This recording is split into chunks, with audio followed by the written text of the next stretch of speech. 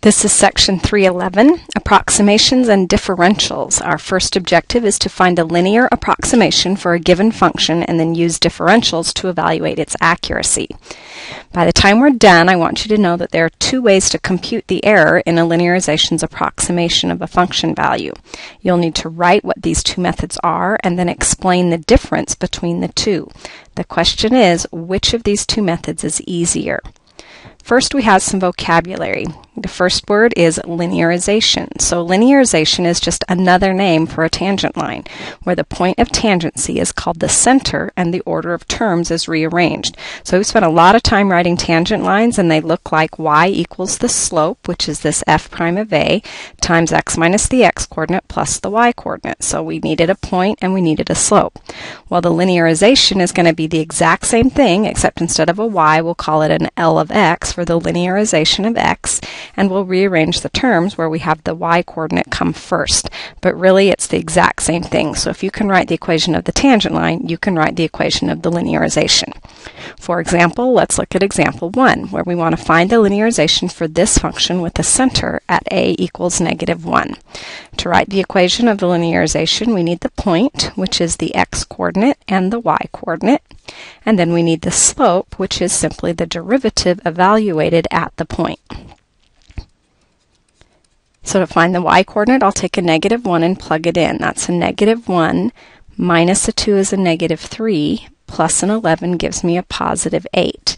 The slope will be the derivative of this evaluated at -1. If I plug in -1, I get a 3 plus a 4, which is a 7. So now that I have the point and I have the slope, I can write the line, or the linearization, by taking the y coordinate, which is 8, and adding the slope times x minus the x coordinate. And we're done. At first glance, this feels an awful lot like what we've done many times before in this course. So what is new for us in this section is now that we're going to use the tangent line to approximate function values, and then we will determine what the accuracy of these approximations will be. So to do this, we need to work with things that are called differentials and then a differential estimate of change. So differentials, the definition is we'll let y equals f of x be some differentiable function. Then the differential dx is just an independent variable, while the differential dy will depend on dx. And we compute dy by taking the slope of f and then multiplying by dx. Now notice this is just the same thing as our old definition of, our old derivative notation, except we've just moved this dx to the other side. For example 2, let's find the differential dy for each of the following. So we can start by taking dy dx, or just the derivative, and then we isolate dy by moving that dx to the other side. Same thing over here. We can see that dy dx we'll hit the cosine first, or the sine, which turns to a cosine of the inside unchanged times the derivative of the inside. So if I isolate dy, I'll be moving that dx to the other side. With example 3, we want to find the differential dy and then evaluate it when x is 1 and dx is 0.05. So we'll do the same thing we did in example 2. Except we'll need to use the product rule this time. So it'll be the first one times the derivative of the second, plus the second times the derivative of the first. If I simplify that and then isolate dy, I will get dy equals an x plus a 2x ln of x multiplied by dx. Now our goal is to evaluate this when x equals 1 and dx equals 0.05. So if I plug in 1 for x, I will get a 1 plus a 2 times a 0, which is just a 1, times a 0.05. So I end up with a 0.05. So what does this dy represent? It represents something that is called the differential estimate of change. And as long as dx is small, it's a very good estimate of how much the actual function value changes as you move along the function's graph from x equals a to x equals a plus dx. Because of this, we now have a vocabulary called a differential estimate of change. And if we let y be differentiable at x equals a, then the approximate change in the value of f when x changes from a to a plus dx can be given by df, which is the derivative of a times dx. Why? Well, for any function f of x, the tangent line outputs, that means y-coordinates on the tangent line, will be close approximations of the function values as long as we stay close to the tangency point, or that center. So let's look at this picture to see where it's all coming from. If we look here at our function, we have chosen a point, a comma f of a, and based on that point we have written the equation for the tangent line, which is f of a plus f prime of a times x minus a. If I move away from a this little tiny bit called dx, then we have a new x coordinate that we can plug into the line and that we can plug into the curve. And you can see that this y-coordinate on the line is going to be pretty close to the y-coordinate on the curve, provided this dx is small enough. So this delta L, or the change in L, is the rise. We could write that the slope, which was f prime of a, equals the rise over the run. So that would be delta L over the run, which was dx. So if I want to solve for delta L, I just multiply both sides by this dx, and that's where this is coming from. So we can say that the change in the y-coordinates on the line is going to be a good approximation of the actual change. The actual change on the function is the output when I plug a plus dx into the function, and then I subtract the output when I plugged a into the function. That would give me this distance right here. So what we're going to be working with is this differential estimate of change. This df is going to be close to delta f. So we've got some notation that I want you to be comfortable with. This Greek letter delta can also be read as change in. So delta f will represent the change in the function's outputs. In other words, it's the actual change in the function values. And delta L is going to represent the change in the linearization's outputs, or the y-coordinates on that tangent line. So this is going to be the estimated change in the function. Therefore, if we want to get the error between the estimated change and the actual change, we can compute that change in the linearization's outputs minus the change in the function's output and subtract those. When we do that, we'll get either something that's too big or too small. So the absolute value just tells us how far away our guess is from the actual change. So let's look at example 4. With example 4, we're considering this function f of x equals x cubed minus 4x plus 2 and has a center at a equals 2.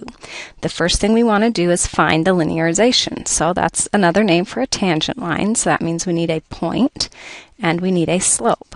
If I look for the point, I need the y-coordinate, so I plug a 2 in and I get an 8 minus an 8 plus a 2, that gives me 2. And for the slope, I need the derivative evaluated at 2, which will be a 3x squared minus a 4, evaluated at 2, which is a 12 minus 4, or an 8. Once I have the point, I can write the equation of the linearization as 2 plus the slope times x minus 2. Now we have the linearization. Part B is we want to sketch f of x and L of x on the same graph with this window. So take a minute to plug that into your calculator, and you should get something that looks like this. I will let you draw this picture, try and do it to scale on here. And then with part C, we want to find the linearization at a plus 0.1. Well, that is L of 2.1, which is the output on the graph for the line. So I've put the line in y2 when I graphed it. So if I come back here, I can trace. Notice I'm on curve 1 right now, and I want to be on curve 2. So I'll arrow down to curve 2, and I want to be at 2.1. So if I enter that, I can see that 2.8 is the y-coordinate on the line. The next thing we want to do is we want to use the calculator's trace feature to find f of 2.1. So if I look at f of 2.1, I'm going to go look at the output, or the y-coordinate, on my calculator, only this time I'm going to use curve 1. So I arrow up to curve 1 and trace to 2.1, and I can see that this time it's a 2.861. With part E now, I want to find the differential estimate of change. So the differential estimate of change, according to our definition, will be f prime of a times dx. Well, we know the slope at f was 8, and we know dx is 0.1, so we get a 0.8. So how does this compare to our L of a plus 0.01? So that was L of 2.1 minus L of 2. Well, remember L of 2.1 was 2.8, and L of 2 was simply 2, so we get a 0.8. How do those two compare? They are the same. With part F, we want to find the actual change in the function values, delta f, by using f of a plus 0.1 minus f of a. So that delta f will actually be f of 2.1 minus f of 2. Well, f of 2.1 was a 2.861, and f of 2 was a 2. So if I subtract those, my actual rate of change, or my actual change, was 0.861. The question was, how does this compare to the differential estimate of change? Notice I'm off by 0.061, and the delta L was too small. So the difference between the actual change and the estimated change is the error in the linearization's approximation. So what is the error? It was 0.061. And how does this error compare to the difference between that L of 2.1 and the f of 2.1? Well, let's look. If I take L of 2.1, that was the 2.8, and if I subtract f of 2.1, I get a 2.861. Notice that that is the same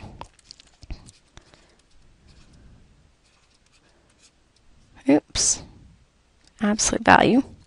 Notice that that is the exact same thing as what we got the other way. So remember, the language goal was to figure out the two ways that we can estimate that error.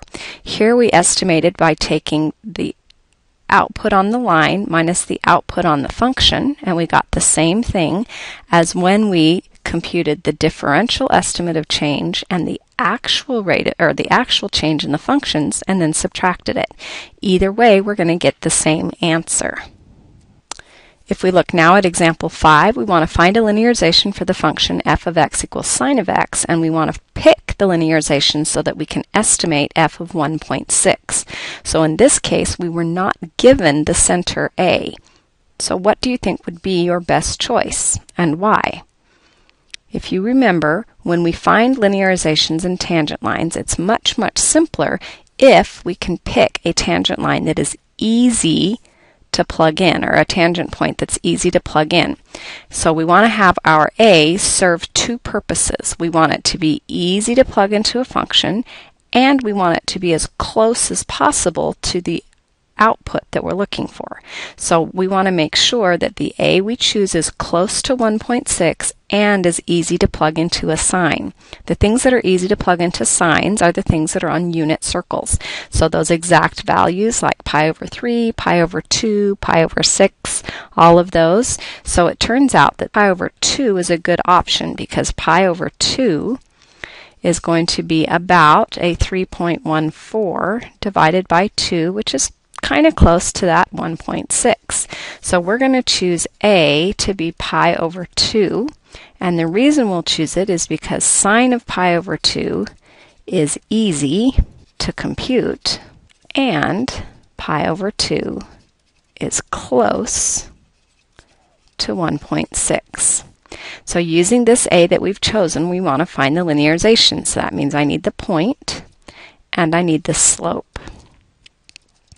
So the point is pi over 2 plugged into sine, which is 1, and the slope will be the derivative of this, which is cosine of x, evaluated at pi over 2, is going to give me 0. So the linearization is actually pretty simple to write. It's the y-coordinate plus 0 times x minus pi over 2, or it simplifies to just L of x equals 1. So now we want to use the linearization to estimate f. So that means the linearization at 1.6, which is actually 1, is going to be awfully close to the function's output when we plug in 1.6. So what is the error in our approximation to 6 decimal places? In order to compute that, we'll use our calculator, and we will go home and we will compute the sine of 1.6, and then we will subtract 1, because that was the output on the line. We end up getting 0.000426. So our error is 0.000426. What property of the function ensured that our approximation was too large? So in order to answer this question, we need to think about what's going on. Here we've got this sine function, and we're interested in pi over 2 as being our a. And we found a linearization, which was a horizontal line, y equals 1. And we moved to 1.6, and we got a function value that was a little bit smaller than what the output of the linearization would tell us. So what do we see on the function that tells us that tangent line is going to have y values that are too big? Hopefully what you see is that f is concave down near the point of tangency. It turns out that anytime you have a curve that is concave down and you create a tangent line, the outputs on the line will be larger than the outputs on the function. So that means the estimates coming off the linearization will be too big. So take a few minutes to work on those notes web exam problems, and then I'd like you to write down the 2 ways you can compute the error in a linearization's approximation. Write what they are and explain the difference between the two. In your opinion, which do you think is easier?